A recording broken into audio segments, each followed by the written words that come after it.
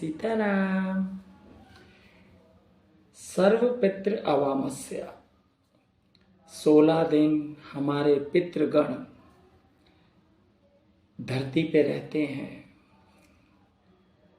देखते हैं कौन उनके लिए किस प्रकार से, किस निष्ठा से, किस प्रीति से उनको तृप्त करने के लिए उनके पुत्र पौत्र पड़पौत्र प्रयास कर रहे हैं। उनके घर वाले उनका कैसे आदर सत्कार करते हैं।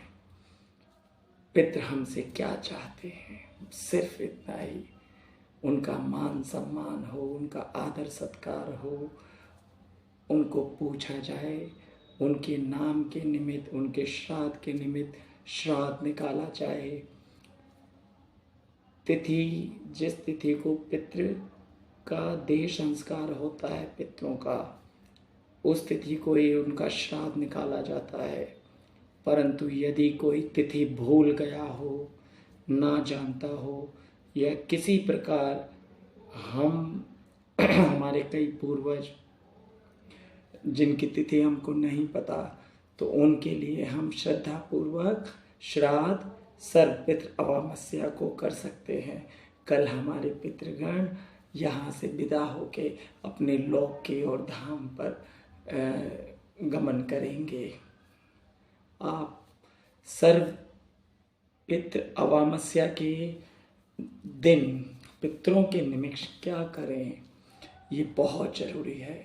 अगर कोई श्राद्ध ना निकाल पाया हो तो कल के दिन वह श्राद्ध निकाल करके पितरों को तृप्त कर सकता है। अपने जीवन से पितृदोष, शनि दोष को खत्म कर सकता है। कल के दिन आप क्या करें? कल के दिन सर्वप्रथम ब्रह्म मुहूर्त में ही स्नान करें। नहाते समय बाल्टी में, जिस पे भी आप नहा रहे हैं, गंगा जल डाल लें। उसके बाद प्रीतिपूर्वक भोजन बनावें। अग्यारी, कंडे की अग्यारी पर पितरों को भोग लगावें। तत्पश्चात वह भोग छत पर पक्षियों के लिए रख दें। गौ ग्रास निकालें, ब्राह्मण को जिमावें, ब्राह्मण को भोजन करवा करके यथाशक्ति दान करें, वस्त्र दान करें, पादुका दान करें, छाता दान करें, दक्षिणा दें। जैसा जिसका सामर्थ्य वो यह कर सकता है। कुछ उपाय हैं जो आप कर सके तो अच्छा, सभी कर पाए तो बहुत अच्छा, नहीं तो यथा योग्य जिस पर जितना बने वो अवश्य करें। इससे पितृ आपके बहुत खुश होंगे। फिर आपको चींटियों को आटा डालें, कुछ मीठा डालें। जहाँ पर देखें चींटियाँ हों, पेड़ पीपल के वृक्ष के वहाँ पर चींटियाँ मिल जाती हैं, उनके लिए गुड़ डाल दें, आटा डाल दें। अगर नदी की तरफ जाना हुआ हो तो मछलियों के लिए दाना डालें। गाय को, कुत्ते को, बिल्ली को रोटी निकालें। पक्षियों को दाना अवश्य डालें। संध्या काल के समय हमारे पितृ हमारे लोक से पितृलोक की तरफ गमन करते हैं, तो क्या करें?